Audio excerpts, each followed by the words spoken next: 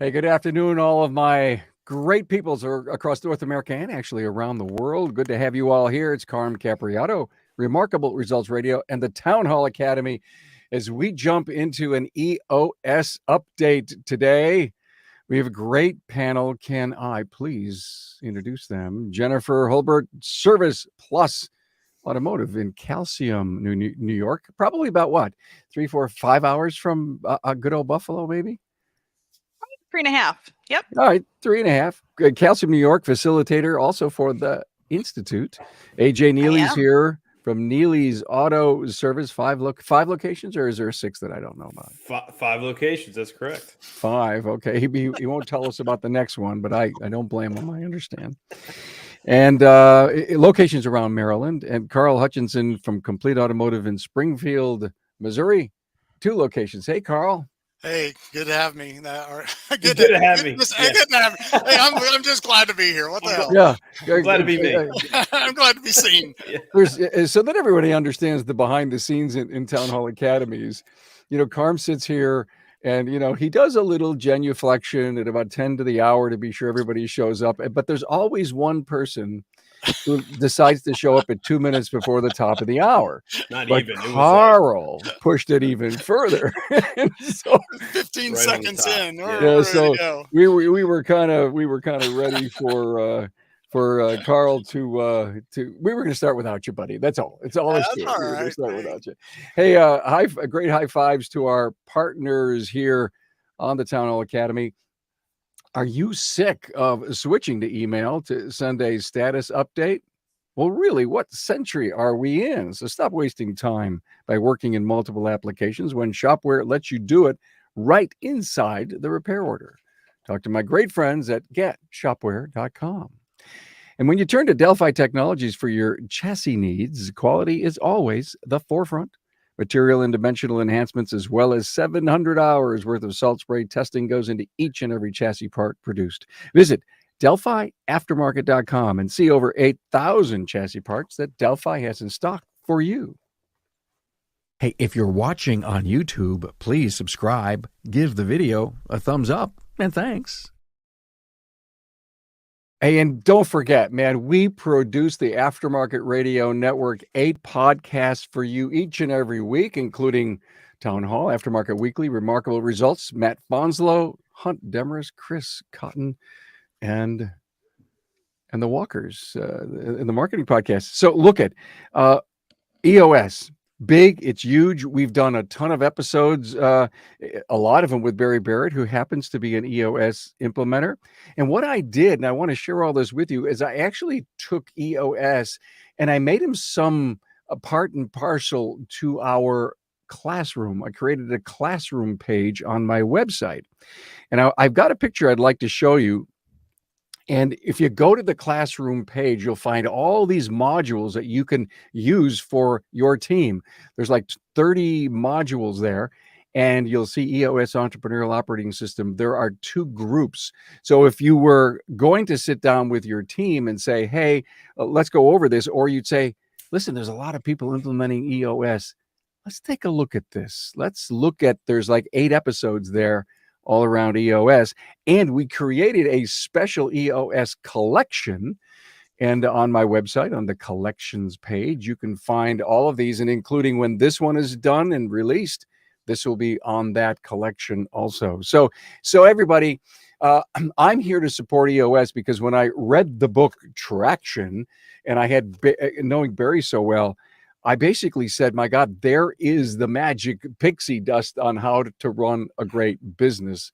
And I'm positive that everyone is going to agree with that. So, and oh, by the way, one other final comment is at Advision this year, Mike Patton from EOS Worldwide was there and spoke. And I thought that for Vision to put this up and out, and try to motivate the people to gain some structure inside their business was just such a great thing that happened. So it's about an update. AJ, you've been in EOS, I'm going to guess 3 years. Yeah, that's about a good round number. Yeah. I think Carl and I were you may have started a little bit ahead of me with Barry. with that. But yeah, I think we're right about that. Carl, is he right about that? Yeah. Yeah, it's. I don't want to say we were one of the early adopters, but somewhere around 2019, I was coming back from actually visiting Barry and one of the Blig groups, that kind of thing. And Barry and I had about a 3-hour conversation while I was traveling, trying to figure out, well, why am I stuck? What's next? And it just happened to be he was already playing in that field, and it just kind of snowballed from there. It took me a while to get going, but yeah, somewhere around 2019, 2020 is when we pulled the trigger on it and started really forming it together. And I'll be real truthful with everybody. It takes about a year to get this thing churning and really start to see results and really get it going. At least it did for us. Because Completely agree. it's a huge shift, right, Jennifer? It is. It is. So you need to change your whole mindset of how you're running your business, of how you did it. And that's what was so inspirational for me, is I was the one holding us back. And until I read Traction and talked to Carl and AJ and others in the group process that had been doing it, and not realizing how much I was holding us back. And now we're able to do this. Yes. Yeah. I was almost late because I was fixing the dryer, So yeah. I got yard work to do. I know, and it's killing me not to do it.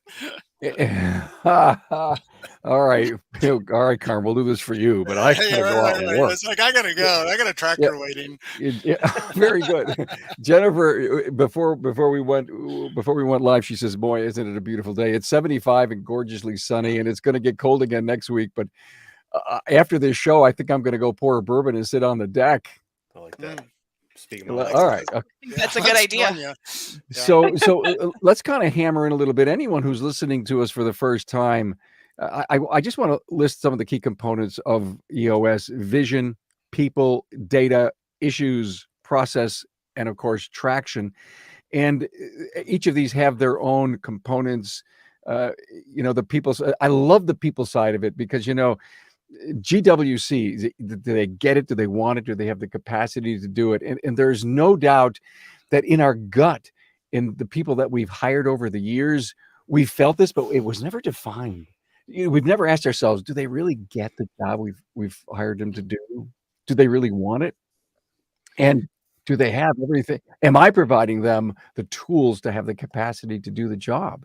And I know, AJ, you were just telling you've had to make, as you've evolved, not only in growing your business, but with EOS, you've had to make some tough decisions. Yeah. And just, the early part of this episode, just also if anyone's kind of lost listening into this, like what the heck is EOS? Well, that is actually the name of a book. So, and it was like Carl, Jennifer and I, we were all in the same, bottom line impact group together. And I remember the John Walther holding up the book Traction. And reading that as a technician, having a technician mindset, reading that, it just clicked. This is the playbook in which we're going to run and operate our business on. Just like a football team has a playbook of plays. This is a playbook of plays to run and operate your business. And yeah, as far as the people component, that's a big part. Anyone that's just dabbling into EOS up front, they tell you to actually really focus on the traction component first, right? Just start having your weekly meetings as a team, identifying, and talking about key issues and things of that sort. And again, we're going to be throwing out a lot of acronyms here that make sense to us in the room. But for those outside listening to this, have never heard it before, maybe it won't make sense. But yeah, the people component's huge because once you identify the people component, and with that, it comes with a core purpose, a set of core values, a set of expected behaviors inside your operation, it becomes really easy to almost create a scorecard of every employee inside your organization.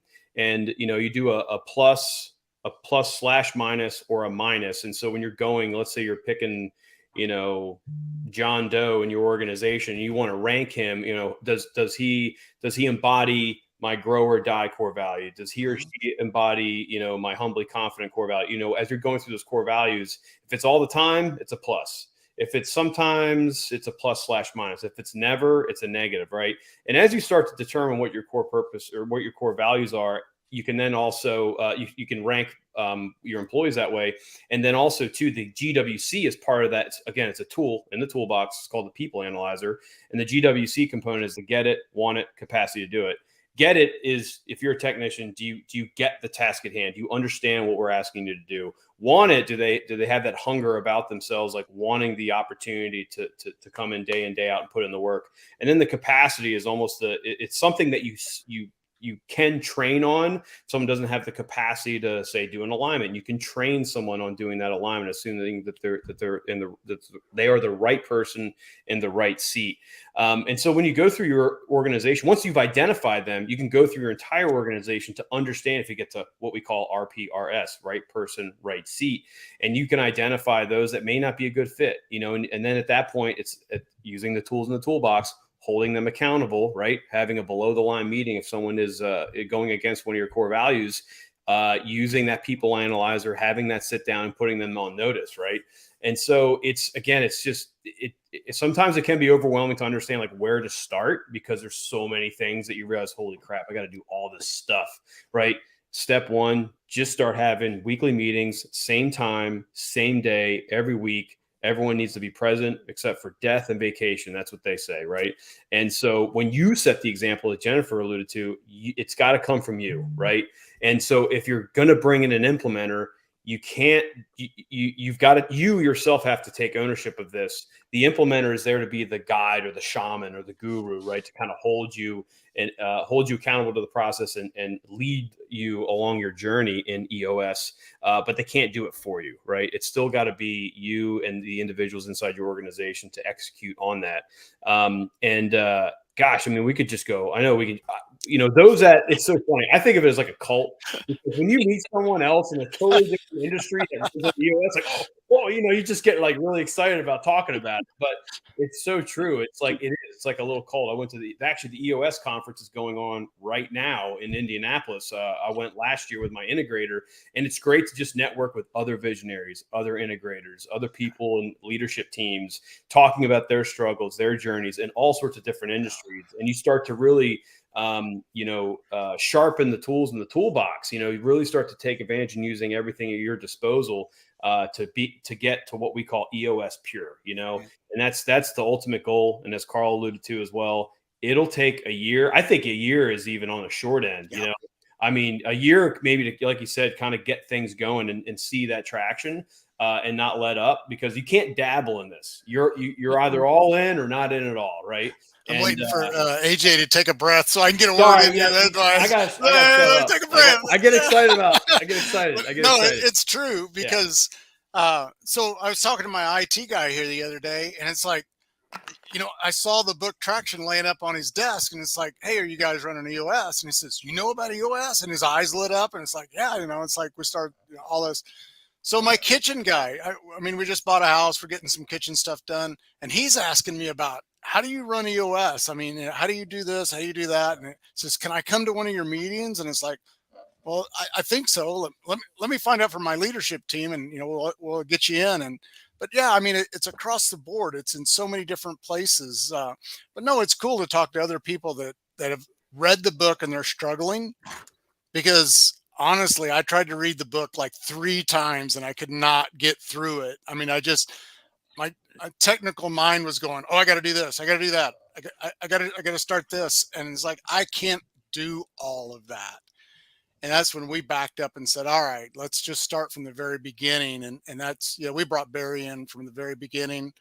And honestly, I'm really glad we did, because we took all of the things that were rumbling around in our heads and we stuck them on a wall. And then that formed our company. And it's like, well, that's not what I was thinking, but I love it. It came from your people. Yes, that's who we are. And we've kind of got to the same place that I think that AJ's at now.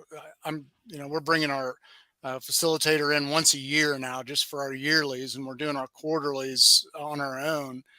And we still have a huge impact, but it's really cool to see how the leadership team goes, no, that ain't good enough. And I think this is a bigger goal or a better goal or a different direction.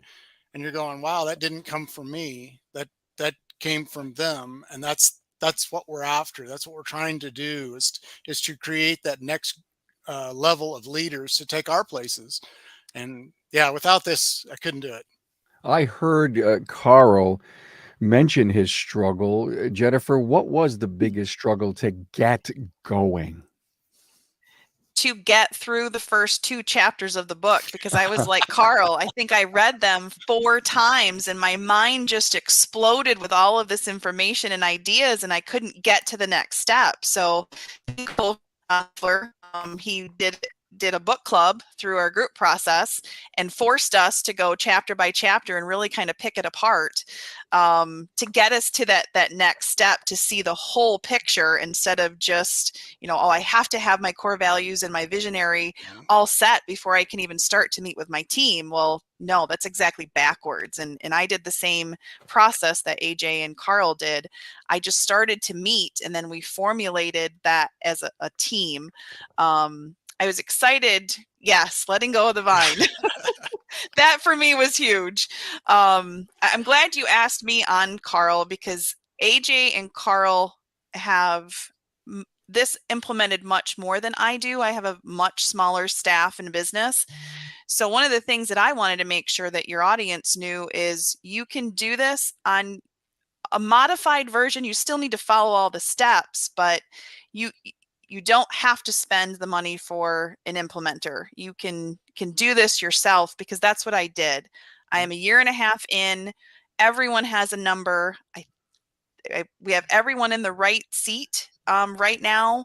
We're communicating more. We're changing some of our core values as we evolve. I have a couple of new leadership members who have different ideas, and I can see that working for us better. So we can just do it on our own level if we need to, but you still need to have all the pieces. I don't want to let that slide. You still need all of the pieces that the book talks about.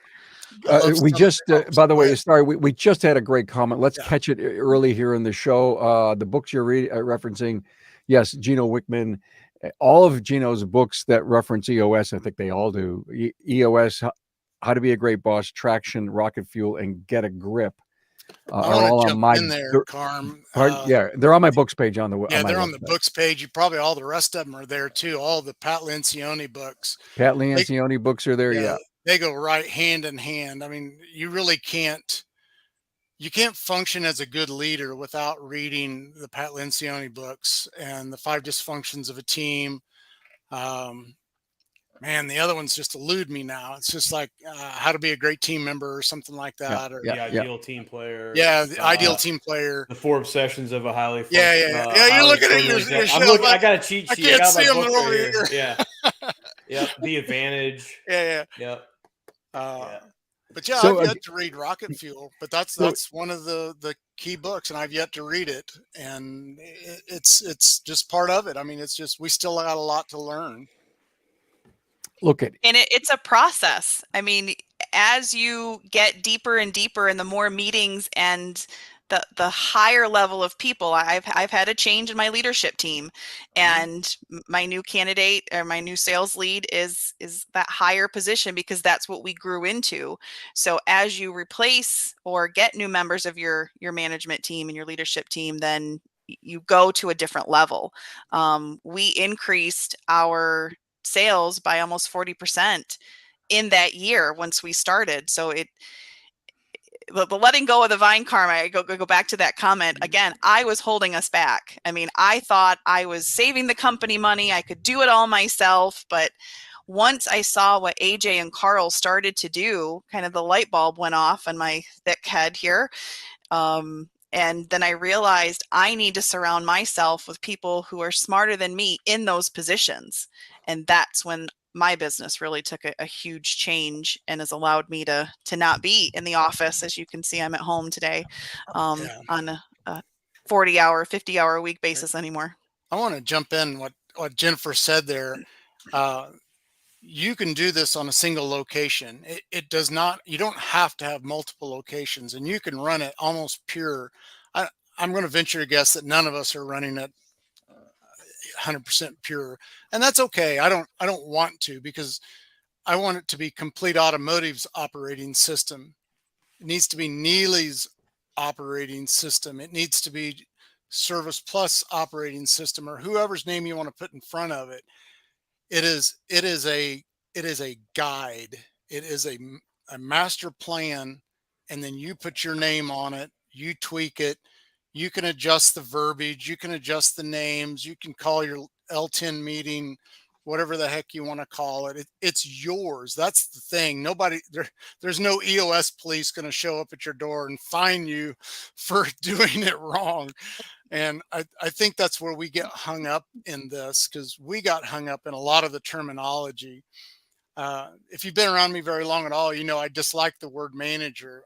It has really no place in our business. So I love the word leader. We're keeping that. And so instead of being a general manager of a location, you are a facility leader. You actually own that location. A manager just puts out fires and those kinds of things. So, but nobody knows what the heck an implementer is, or maybe a visionary. But you know, you get into these different roles and things, and heck, name them whatever the heck you want to name them. But that's the cool part about it. It's yours. Once you start, it's yours. Totally agree.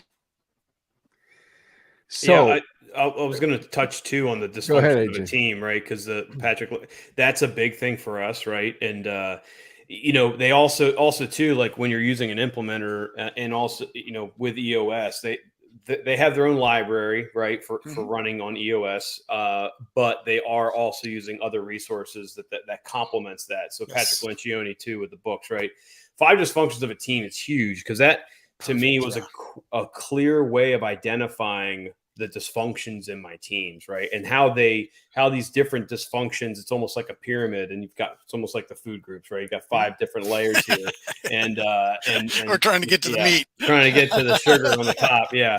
So, but on that bottom layer, it's what a lot of teams struggle with initially, right? Is that lack of trust, right? And when you don't have that lack of trust, then then the next level is the fear of conflict, right? And if you can't have healthy, open discussions about issues, then you're not going to be able to solve them, right? The next layer is committing, right? Buying into whatever that vision is or whatever the process might be. And then accountability to us, that's huge. You know, we're really dogmatic on accountability. You know, if everyone inside the organization has a number, we're going to hold you accountable to that number. You know, if we're seeing an issue and it's off kilter, we drop it down to the issues list or in the L10 to identify what's going on. And then ultimately at the top is the results. We're at the end of the day, we're driving towards results, right? And and for us, it could be a revenue figure, it can be a profitability number, you know, whatever that result is.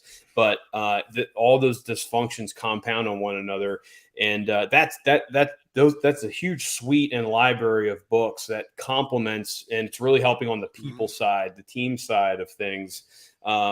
EOS isn't like a people centric thing. It's the playbook. It's up to you to identify the talent. It's up to you to put the people in the right seats. It's up to you to identify dysfunctions and fix that, right? And that's where Patrick Lencioni's books really kind of come into play on that people component. EOS will help you identify and create the structure and the process around that. Right. But those two go hand in hand, 100%. Hey guys, how critical? I mean, you know, it starts with the visionary and then the integrator. How critical, if you are not a visionary and you just love to be in the thick of it. I mean, you're the hands-on person. Do you have to hire yourself a visionary? Can you do both roles? I'm going to say yes, because I'm sitting in both seats. You have to let you know. You got to take one hat off and put the other hat on every once in a while. But you know, I think once you get enough layers, now you can have that ability to have that implementer, and you can go back to being the visionary.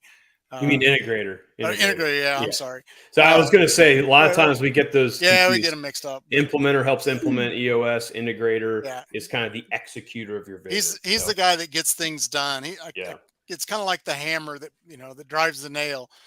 But in my position, I've had to step back into both of those roles. So it's really hard to be that guy that's looking forward and trying to see where are we going, when I'm actually back here doing the tasks that really somebody else should be doing. But the cool thing about it is when you're in growth mode, you're growing people to do that. So I may sit in that seat, but I'm delegating all of those things out.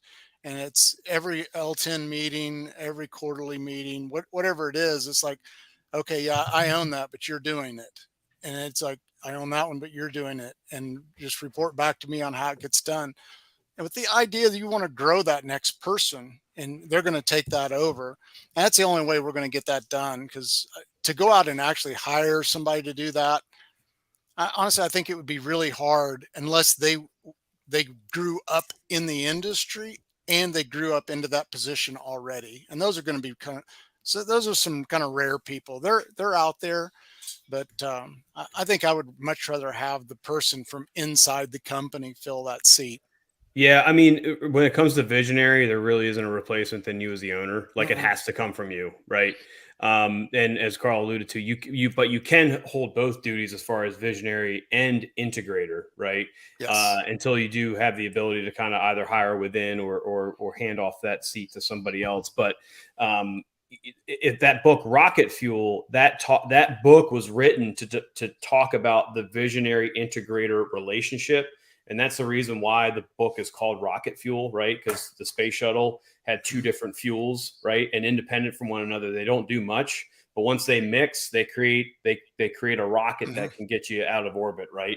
And that's really where the dynamic between the visionary integrator really comes into play. But it's you as the owner. It's got to come from you. You may look for guidance, but it's got to come from you as far as that's concerned. You really wouldn't be hiring out a visionary. There are scenarios actually when you read the book Rocket Fuel, there's actually resources in there where there exist fractional integrators. There are integrators that exist looking for someone else's vision to just go out and execute, right?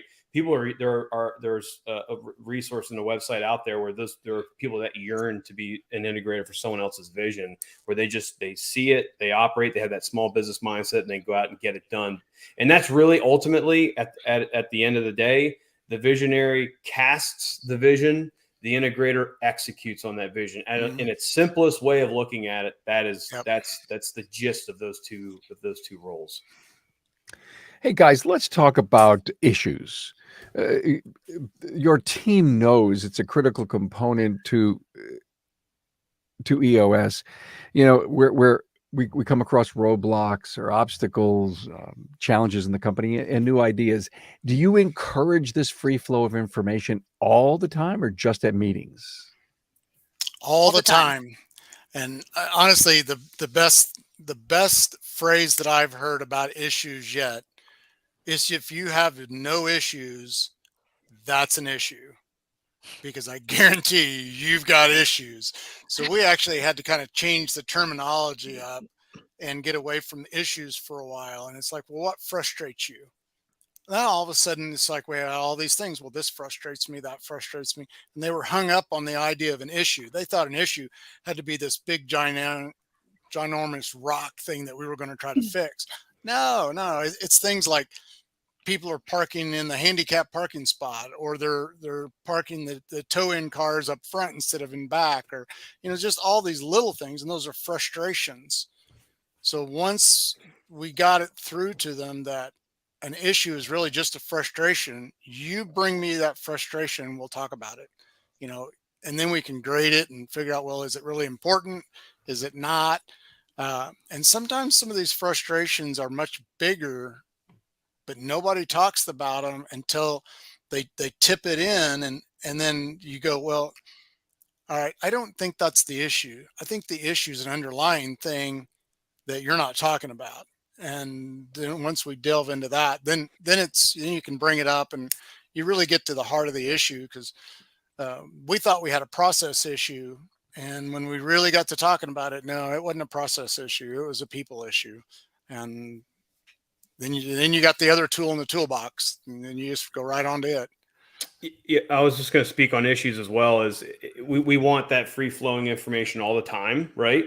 But knowing that we have one day and one time of the week where we get the entire crew together, that's when we IDS it. Now, issues can come up all the time, Yes. and I always put it back on that employee to add it to the issues list. So when we run, well, for example, there's also software that exists to help you run on EOS, which is huge. We were using one. It was called Traction Tools. But with some licensing agreement, now it's changed to Bloom Growth. So they don't use any of the acronyms from EOS. Right. And EOS worldwide has its own software now called EOS 1, I believe. And then there's another software called 90.io or no, 90. Yeah. I think it's 90 something. 90 is something along those lines that help you run on EOS. And so when we have every employee download the app on their phone, right? And so and that's a day one onboarding task that we do with every employee inside the organization. We have to pay per user per month, but we're getting, again, we're EOS Pure. We're getting everyone running on this system.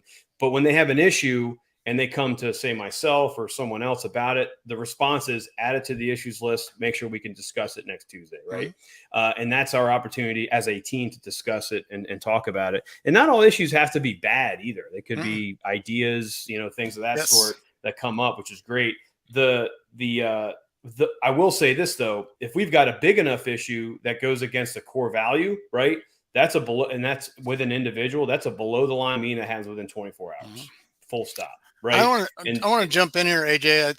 I don't want to just say, hey, there's only one meeting that happens a week, because that's the leadership meeting that happens once a week. But every department has their own, say, you might call it, well, it's an L10 meeting. It might be a leadership meeting within that department. So our production staff has one and our sales staff has one. And then I'd like to say that marketing and finance has one too, but that'd be a lie. But the idea is, yeah, right. I could talk to myself. Where was I at? Let's see. So the production has theirs, and with 2 locations, that's 2 separate meetings. So they solve a lot of problems that never make it to the leadership meeting. Those are solved at those levels. Same way with the sales meetings. Those things get solved and figured out. Only the things that can't be taken care of within those meetings makes it to the, I don't want to call it the next level, but the leadership meeting, to where it can really be talked about on the next level up. Then we can make decisions and cascade them back out. But yeah, I hate to say, there's a lot of meetings that go on, but they're not all super long. Yeah, they're really not long. We talk about L10s taking 90 minutes. That's up to 90 minutes. And that's interesting to hear that's your process, Carl, because with us, with 5 locations, what we do is Tuesday's meeting day. And so all of our L10s occur in that day. They start at 9 a.m. for leadership. And then from 11 on the hour, every hour, there's an L10 that exists at every location. So what we do is because we also have, you're going to learn, again, we're throwing out lingo here, VTO, the Vision Traction Organizer. So the traction part of that, which is, your quarterly rocks, your 1-year plan, 3-year target, all that stuff, 3-year picture.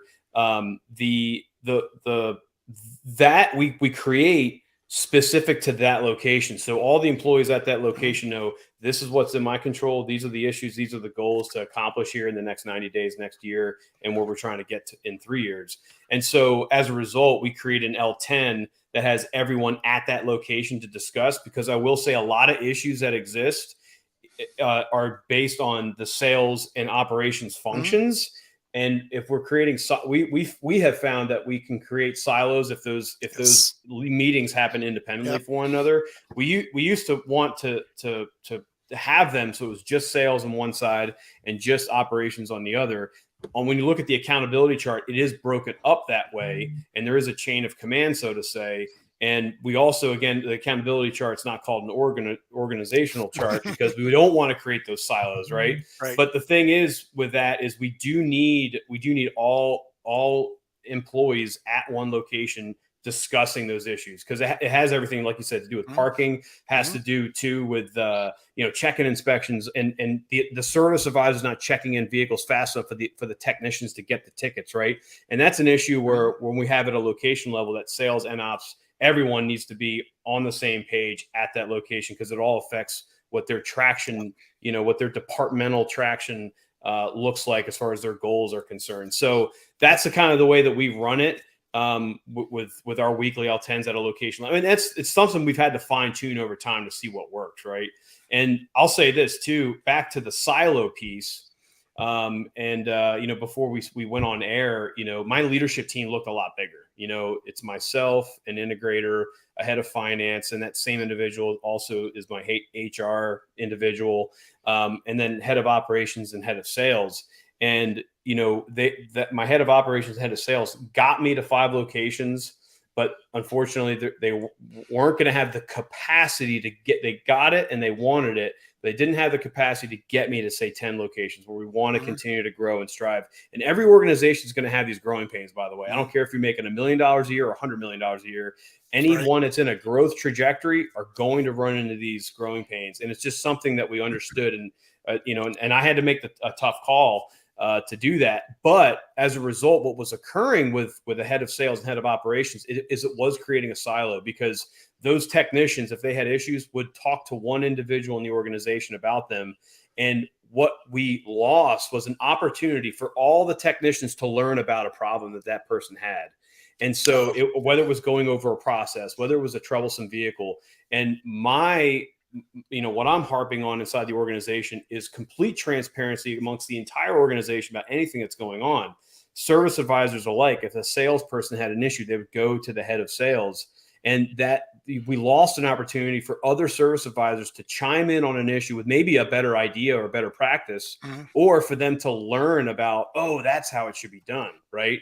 And so using Google Workspace, for example, is how we operate our business, and they can chat amongst one another. And I've just, again, another terminology I use is called decentralized command. We want to give all the employees at a location level ownership in their position, empower them to make calls on the field.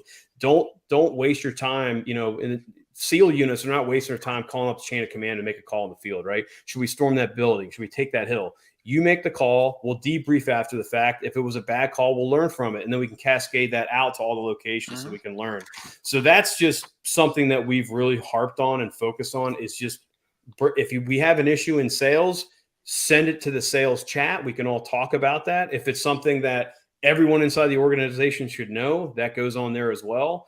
Or if it's just technicians talking about cars and problem vehicles and how to diagnose something, that can't just go to one person in the organization, because that creates dependency, a crutch, inside the organization. And we've got to make sure we have so many people inside our organization that are so smart. We need that tribal knowledge to just be shared amongst everybody. I want to make a point about the L10 meetings. We didn't have a safe environment prior to traction and EOS for our employees to share frustrations. They felt that they weren't able to do that. So that was our main focus once we started to meet, that everyone had a voice. You were listened to. It didn't matter if the issue was a problem for you, it was a problem for the business, and we needed to IDS it and figure it out. So people starting the process, you need to really, especially in our positions, need to make sure that your staff feels comfortable sharing information, talking about information, and bringing those items out, or you're not going to make any traction. Right. Yeah. Go ahead. Great stuff. Before we get anywhere near the close of this, I got to throw rocks up here, okay? Because you guys. Throw rocks. Oh, that was funny, really. Yeah, it really was. Throwing stones, Throwing rocks. Throwing rocks. Yeah. Okay, got it. They're stoning us. You're like, Yeah, exactly what I was doing. I mean, tongue in cheek, perfectly said. You mentioned, Rod, there's a bunch of things you mentioned, but one of the things you did mention is rocks. Let's tell everyone what rocks are and how it works. Go, Jennifer. Rocks is a goal, and we had some misunderstanding when we were first starting that it's a goal. So these are the goals that you're trying to set per position, per like leadership or sales or production. It's the goals of the company. So our rocks right now deal with average sales per year, per month, average repair order. Right now we're struggling with some parts gross profit. So that's on our rocks list for this year because it's not a singular month problem. We have an overall problem. So rocks are our goal. Yeah. So that's the idea of the rocks or the goals. It's not a thing I'm going to do today. So it might be a thing that needs to get done this quarter. That'd be a rock or a goal for this quarter.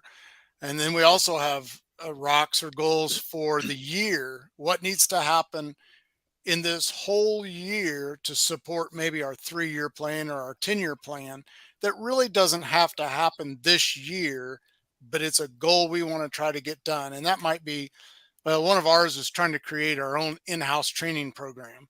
So that's not a rock or a goal that we're going to get done this year, but the idea of it is we've got it worded to where we want to at least structure it. We want to have it written out on paper, what it looks like. So that's one of our rocks for this year.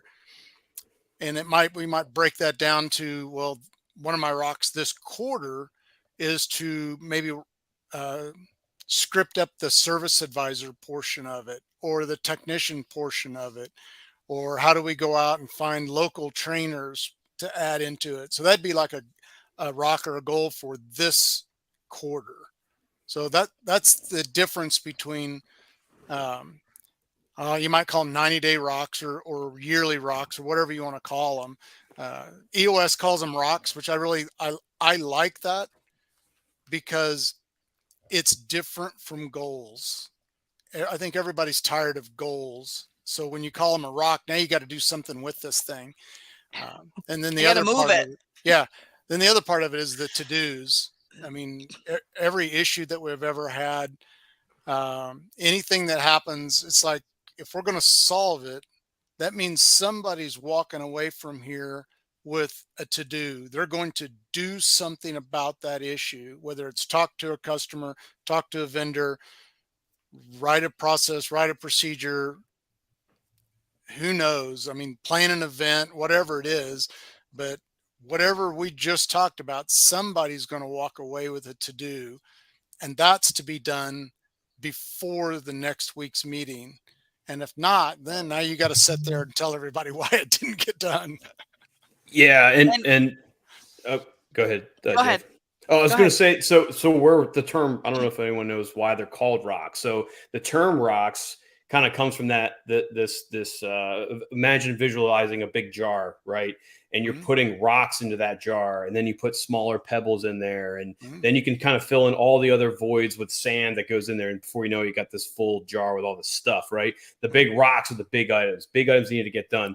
You know, for example, we just got done our quarterly meeting pulse yesterday, and one of the company rocks, and rocks are meant to be done in 90 days, right? You got a 90-day window to get a rock completed. And you have, which is part of your 1-year picture, right?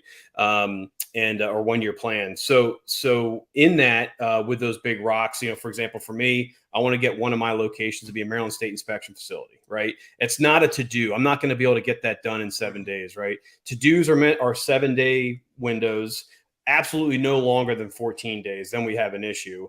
So they're meant to be smaller, right? And so your rocks can consist of milestones, as we say, to get that done. And like Carl mentioned, broken down into to-dos that can get done in 7 days or less. So like, for example, the state inspection facility, well, one of the big things is I need a Maryland State inspector, right? So then that comes with its own set of to-dos to get done, to make sure we get him the correct study material, make sure that individual can sign up for the test, make sure that individual passes the test, then applying online for the state inspection facility, then getting the walkthrough done from the trooper. And there's all these things that have to happen. So, and those are those 90-day rocks, those quarterly rocks that we need to hit. to get done. And as far as that's concerned, at a company level, we have them. Leadership level, we have big rocks we want to get done. But also, too, we do quarterly conversations with every employee inside the organization. And myself now kind of sitting, really kind of sitting in the seat of head of operations, head of sales, right? I personally sat down with every employee inside the organization, had about 30 employees that I sat down with over a week's time, right? And so it's great to get that face time with every one of them. And another tool in the toolbox when you do these quarterly conversations is the 5-5-5, right? Discuss your 5 roles and responsibilities, the 5 core values, and your 5 rocks. Now, to us, it's a little bit overwhelming for an employee to kind of focus on 5 rocks for the quarter. That can be a lot, right? And so we like to have at least 1 rock for every employee. And honestly, for us, because it embodies our grow or die core value, it can be personal or it can be professional. There's a lot of people inside our organization that want to start a family, buy a house, get a new car, whatever that is, whatever it's going to motivate them. And it has to come from their mouth, right? And we're not in a position to tell them, like, you need to get an ASE certification, right? That doesn't do any good. We like to empower them to have them make the decision about what they want to work on in the next 90 days. Because what happens is when we do our L10, the rocks come up every meeting, and it gives us the ability to determine, are you or are you not, are you not, or are you on track, right? On track, off track, or done. Those are the 3 things that are done with every quarterly rock. So, and if they're not on track, we drop it down to the issues list. Let's talk about that. What do you need from us to help you get your rock accomplished, right? And so that's not just at a leadership level. It's everyone inside the organization has a set of rocks.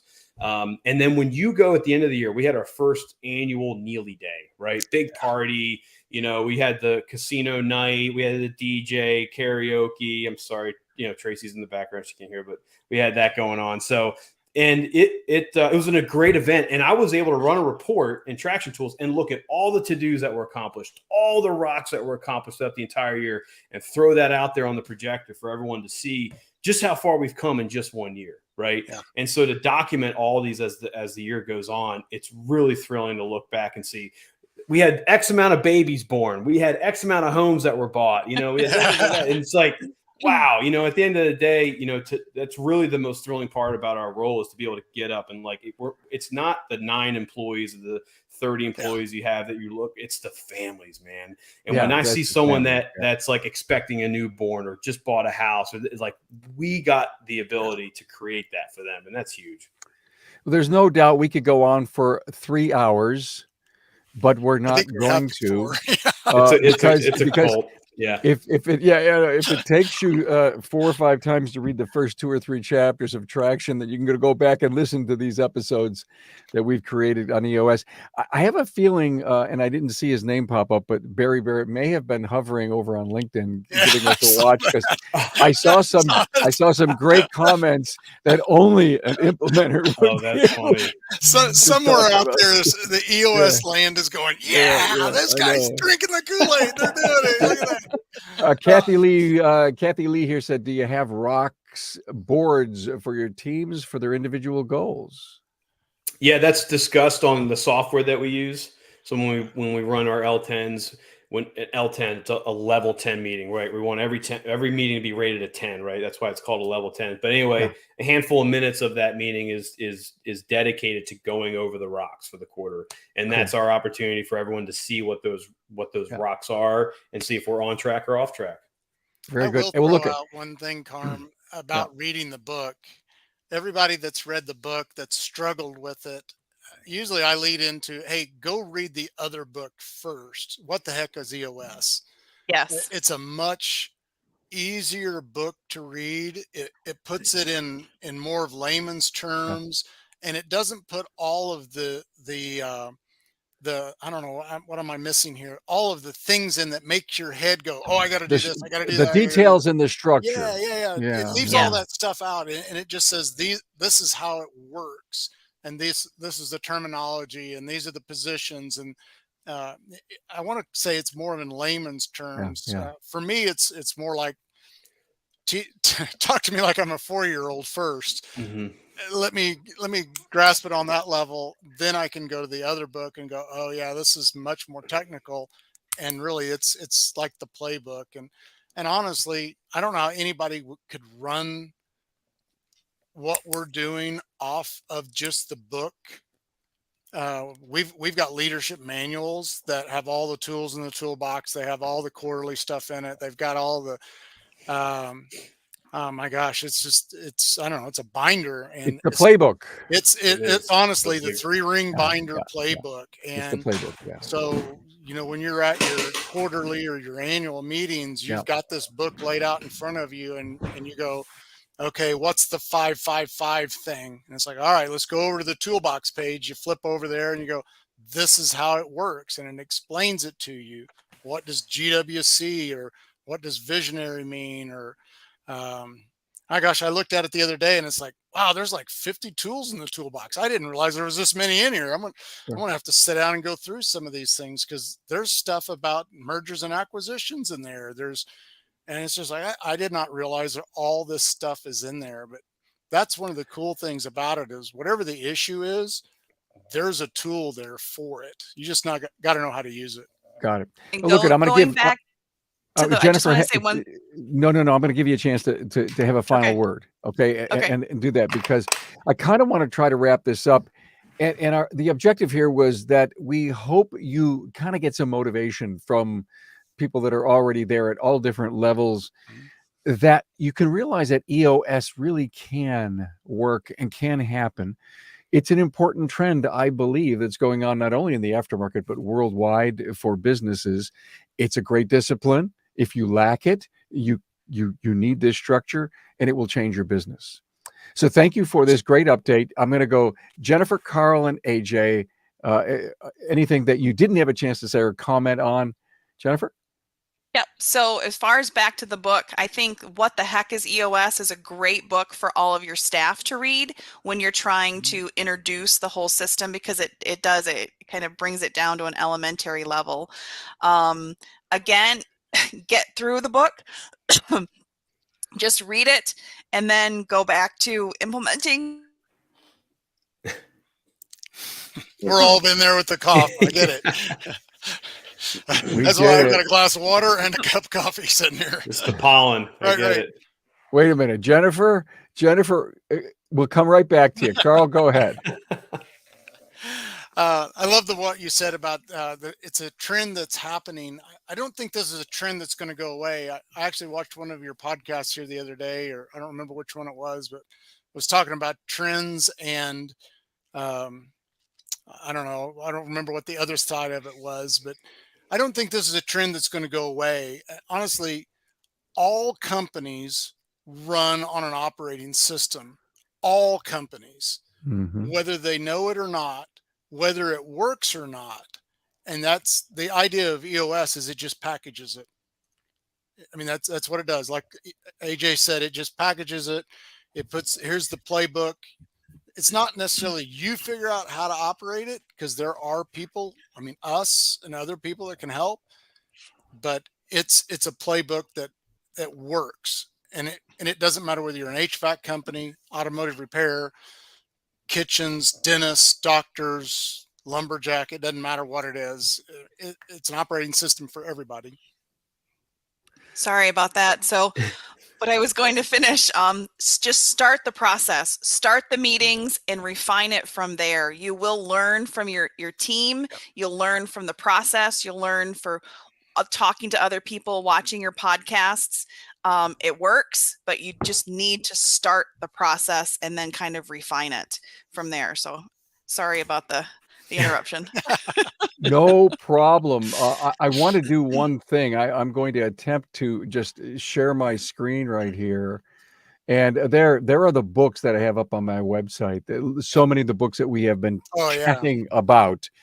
And just so that you know that they're there. And these are real things and important that you read before you jump in it. You've got the last word, AJ. Yeah, great. It's amazing. It's already been an hour. Like this stuff goes by. Like I said, you get in the room with other EOS people. It's like a cult. You just get really excited about what's working, what's not working, things like that. But yeah, like Carl alluded to, this stuff is not new. These concepts are not new. They've been around for a long time.